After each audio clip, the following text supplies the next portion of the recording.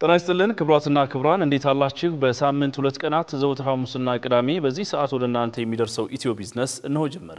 ኢትዮ ቢዝነስ በልዩ ልዩ የቢዝነስ መረጃዎቻችን ስለ ስራና ኢንቨስትመንት ከዚህና ባሻገር በትንታኔ የምንመለከታቸው ምጣኔ ሀብታዊ ጉዳዮች ይዘን ወደ እናንተ እንመጣለን። ዛሬም እንደተለመደው በአጫጭርና በዝርዝር ወደ እናንተ የምናደርሳቸው ወቅታዊ የተመረጡ የቢዝነስ ጉዳዮችን አሰናድተናል። ቃልኪዳን ታደሰና ጥላሁን አያሌው ከመላ ባልደረቦቻችን ጋር አብረናችሁ እንቆያለን። አብራችሁን ቆዩ።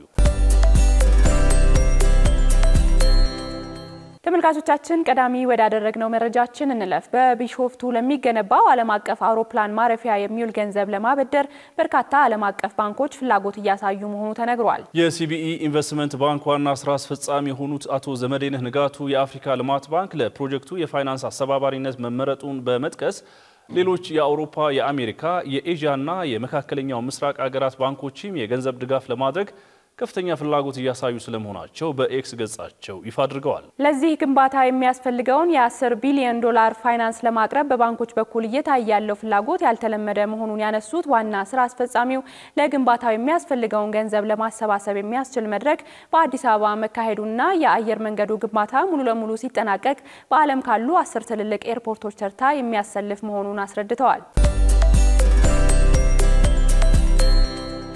ተመልካቾች ቀጥለናል። ወደ ሌላኛው ወቅታዊ የቢዝነስ መረጃችን እናመራለን። በጋምቤላ ክልል በተያዘው በጀት ዓመት ከ6000 ኪሎ ግራም በላይ ወርቅ ለብሔራዊ ባንክ ገቢ ለማድረግ የተሰራ ስለመሆኑ ተገልጿል። ከክልሉ ባለፉት 2 ወራት ብቻ ከ1155 ኪሎ ግራም በላይ ወርቅ ለብሔራዊ ባንክ ገቢ መደረጉን የክልሉ ማዕድን ሀብት ልማት ገልጿል። የተቋሙ ምክትል ዋና ዳይሬክተር ኤልያስ ገዳሙ እንደገለጹት እንደ ሀገር የብዝሃ ኢኮኖሚ ተብለው ተለይተው በልዩ ትኩረት እየተሰራባቸው ከሚገኙ ዘርፎች መካከል አንዱ የማዕድን ሀብት ነው። ይህንን መሰረት በማድረግ በክልሉ በተያዘው በጀት ዓመት ከ6000 ኪሎ ግራም በላይ ወርቅ ለብሔራዊ ባንክ ገቢ ለማድረግ በትኩረት እየተሰራ መሆኑን ተናግረዋል። በበጀት ዓመቱ ለብሔራዊ ባንክ ገቢ ለማድረግ የታቀደው የወርቅ ምርት ከቀዳሚው ዓመት የ571 ኪሎ ግራም ብልጫ ያለው ስለመሆኑም ኢዜአ ዘግቧል።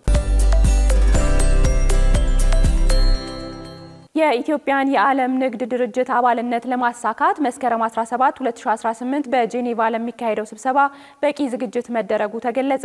የንግድና ቀጠናዊ ትስስር ሚኒስትር ዶክተር ካሳሁን ጎፌ በማህበራዊ ገጻቸው የስድስተኛው የስራ ቡድን ስብሰባ በፊታችን መስከረም 17 2018 ዓ.ም በጄኔቫ እንደሚካሄድና በኢትዮጵያ በኩል አስፈላጊውና በቂ ዝግጅት መደረግ ስለመቻሉም አስታውቀዋል። በስድስተኛው ዙር የስራ ቡድን ስብሰባ ከ209 በላይ አባል ሀገራት ለቀረቡ ጥያቄዎች ምላሽ 51 አዳዲስ የህግ ማሻሻያ ተደርጎ ለአባል ሀገራት መድረሱን ጠቁመው 32 ግዴታዎችን የሰነድ አካል በማድረግ መላኩንም ተናግረዋል። የሁለትዮሽ የገበያ ዕድልን በተመለከተ በአሁኑ ወቅት ከ18 አባል ሀገራት ጋር ድርድር እየተደረገ ሲሆን ከቻይና፣ ራሻ፣ አርጀንቲና፣ ታይላንድ እና ቻይኒስ ታይፔ ጋር በቴክኒክ ደረጃ መጠናቀቅ ስለመቻሉም አስታውቀዋል።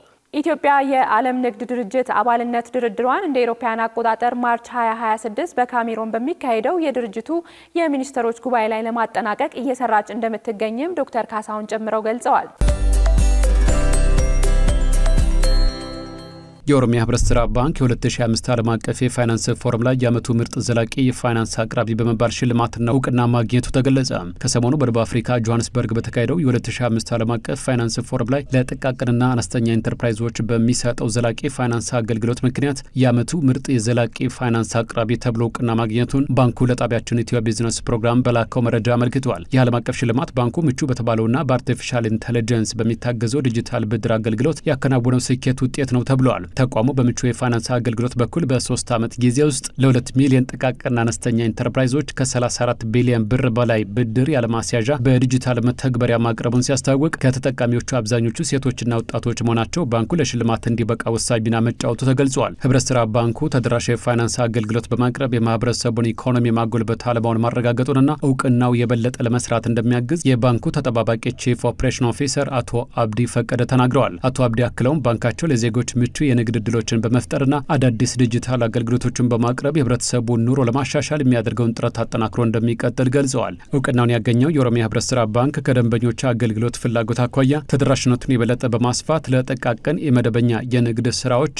ምቹ ጉያ፣ የንግድ ፍቃድ ላላቸው አነስተኛ ንግዶች ምቹ ዋቢና ሴቶችን በኢኮኖሚ ለማብቃት የሚያበረታታውን ከአገልግሎት ክፍያ ነፃ ምቹ ኪያ የሴቶች የብድር አገልግሎት ሲሰጥ ቆይተዋል። በዘንድሮው የ2025 ዓለም አቀፍ የፋይናንስ ፎረም ላይ እውቅና ያገኘው የባንኩ ተሞክሮ ቀጣይነት ያለው የኢኮኖሚ እድገት ለማምጣት አፍሪካ ውስጥ ሊስፋፋ የሚገባው አርአያነት ያለው ተግባር መሆኑ በመድረኩ ላይ ተገልጿል።